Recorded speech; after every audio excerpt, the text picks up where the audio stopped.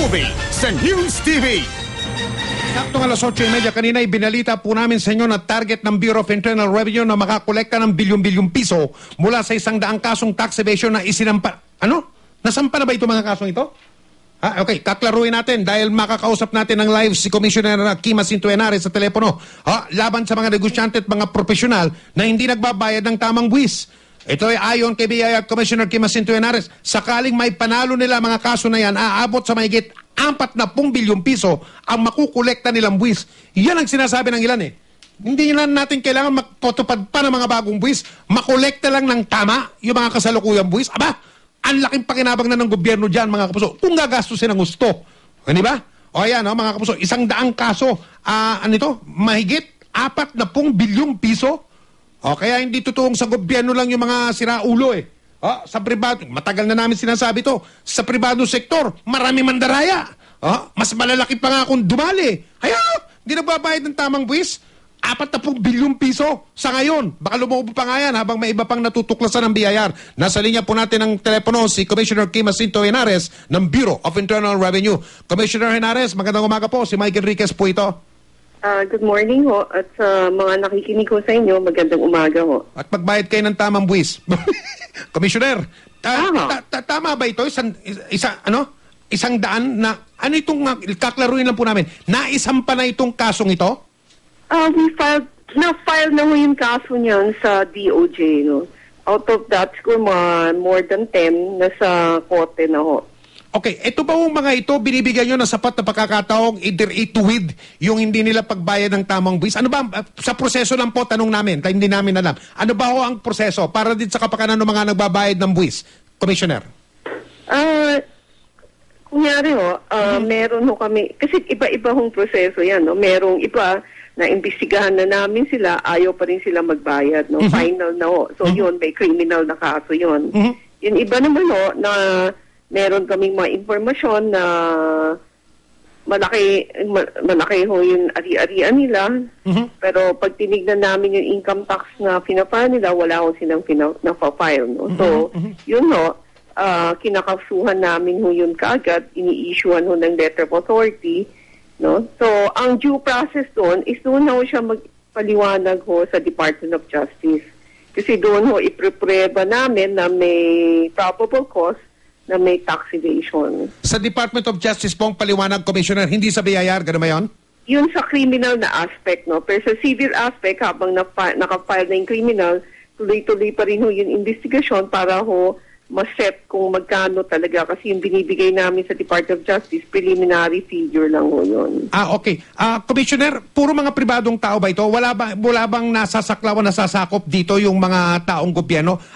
Ulit, nagtatanong lang po kami dahil hindi namin alam. Ano ba ang usapan pagdating doon sa mga nasa gobyerno naman? Meron ho kaming final na pwede nating sabihin na sa gobyerno, no? Katulad ho nila Romulo Neri, yung mga board of director ho ng MWSS, GSIS. Pwede rin naman ho nating sabihin na sa gobyerno ho yan. Opo, ano po mga naging nakita nyong mga paglabag ng mga nabanggit ninyo, Commissioner? Meron silang kinita na mga director's fee, binayaran sila as director ng mga kumpanya, hindi nila nire-report. Meron silang mga bonuses, allowance, hindi nila nire-report. Dito mga kumpanyang pagmay-mayari ng gobyerno o kontrolado ng gobyerno, Commissioner? Mga kumpanya at GOCC, so Government-Owned and Controlled Corporation. Okay. Ayon po sa balita, ang sinabi nyo raw, kung maipapanalo nyo itong mga kasong to, abot ng mahigit 40 bilyong pisong buwis sa makukolekta ninyo? Ganong kalaki? Yeah, more or less, 40 billion ho. Ito ba yung buwis na hindi binayaran ng tama o kasama na rito yung surcharge and interest ho? Kasama na yon. Okay. Pwede bang lumaki pa itong halagang ito habang may nauungkat pa kayo ng mga ibang paglabag, Commissioner?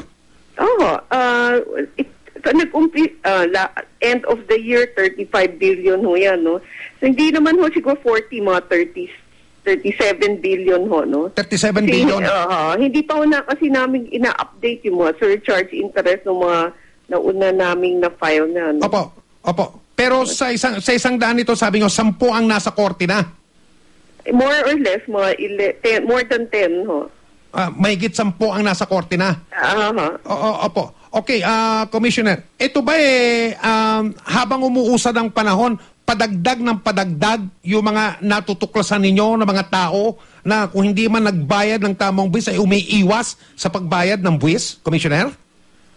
Ang kasamaan hong palad, it seems like marami hong hindi pa rin hong natututo. No? So, dumadagdag ho yung mga...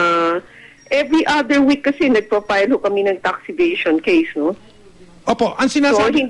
hindi pa naman ho kami namimintis at usually pag nagpa-file kami ng case, more than one case. So yun ho, ang makikita natin na marami pa rin hong hindi nagbabayad ng tama.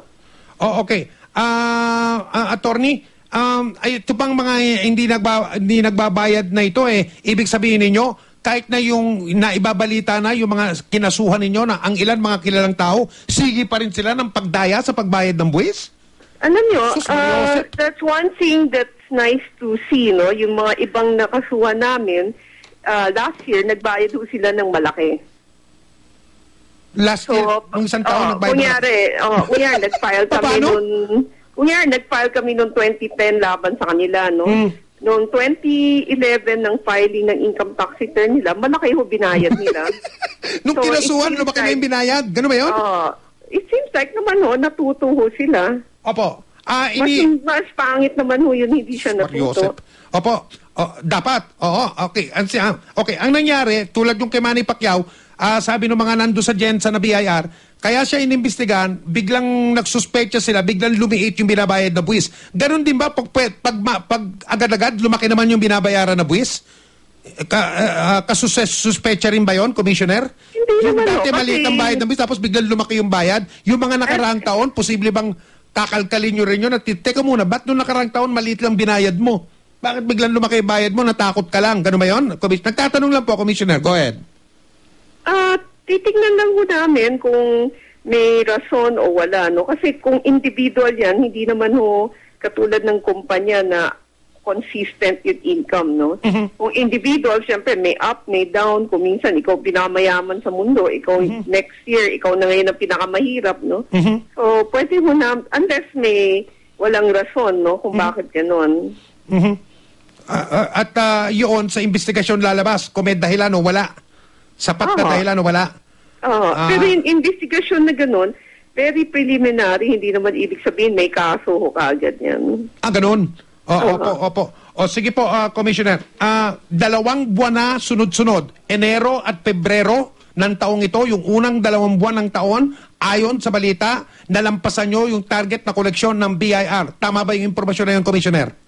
I'd just like to clarify, noong January, hindi ho kami naka-goal, no? Short kami. Pero noong February, naka-goal kami. Pag tinotal mo yung January at February, excess pa rin ho sa goal. Pag sinuman nyo yung January tsaka February, Opo. at i-compare mo sa goal ng January, February, excess kami ng goal. Di ba, lampas pa rin yun. Pero hindi Okay pa rin yun. pero hindi January at February. Opo. Basta pag sinuman, lampas, okay na yun, Commissioner. Kahit kulang kayo nung Enero, nahabol naman ng Pebrero ikanyo Napunuan, lumampas pa, gano'n ba yun? Okay na yun. Sige po, sa palagay nyo ba sa taong ito magpapatuloy ang ganyan tinatawag na trend sa koleksyon ng buwis? Alam nyo, may buwan na bababa, may buwan na tataas, no? Hindi naman kasi eksakto yung pagpo-forecast natin sa goal, no? So, ang importante, susubukan namin hanggang sa buong taon, makuha namin yung goal namin na 1.066 trillion pesos. So, okay, daming zero. Nakutal kami rito. 1.066 trillion. 1.0666 trillion. Bali, 1,066 billion pesos. 1,000 billion.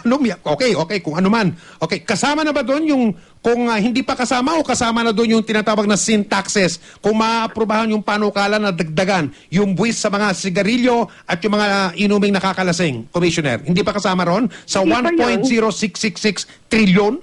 Hindi pa ho. Hindi pa? Pag pinasa yun, madadagdagan pa ho yan goal na yun. Yung target. Okay, huling tanong na po. Nasaan na ba yung panukala na yan? Nasa lower house pa ho, kasi recess sila ngayon. So pagbalik nila, saka nila tatalakayin ho ulit. Okay, sa basa ninyo, Commissioner, sa basa ninyo sa timpla ng mga mambabatas, mukha bang papasa ito o hindi? Sa ngayon? Sa tingin ko naman ho, papasayan kasi naman ang mambabatas naman natin, sinasaalang yung ikabubuti ng buong sambayanan, no? Yung mga mahirap, yung mga kabataan, hindi lang naman ho yung mga cigarette manufacturer at mga alcohol manufacturer. O sige po, Commissioner, nagpapasalamat po kami sa pagtanggap nyo sa tawag namin at sa pagsagot nyo sa mga tanong. Good luck sa pagkolekta ninyo nitong napakalaking halaga na ito na kailangan ng gobyerno. Good luck na lang. Thank you ho. Good morning. Good morning. Sige po, si Commissioner Kim Jacinto Henares ng Bureau of Internal Revenue, mga kapuso, napakalaking pera na dapat nakukolekta ng gobyerno na dinadaya ng mga tao. Ito ang sama-sama nating pagiging saksi sa Double B! Dinadaya ng mga Pilipino sa pribadong sektor. Saksi sa Double B! Sumbong lahat yan kay Tony Aga. O ayan, no, si Tony Aga, galit yan sa mga ganyan eh. Sa mga mandaraya, sa mga manluloko, sa mga mapagsamantala, sa mga nanlalamang, Attorney Aga ang ating tatawagin pag ganyan. Saksi sa Tony Aga? Double B! No, Tony Aga, sige. Asta pa sila ng... Saksi sa Double B! Tawagan si Tony. Tawagan si Tony Aga. Sige, para habulin niya mga... Ang oras po natin, alas 8:42. Double B sa News TV.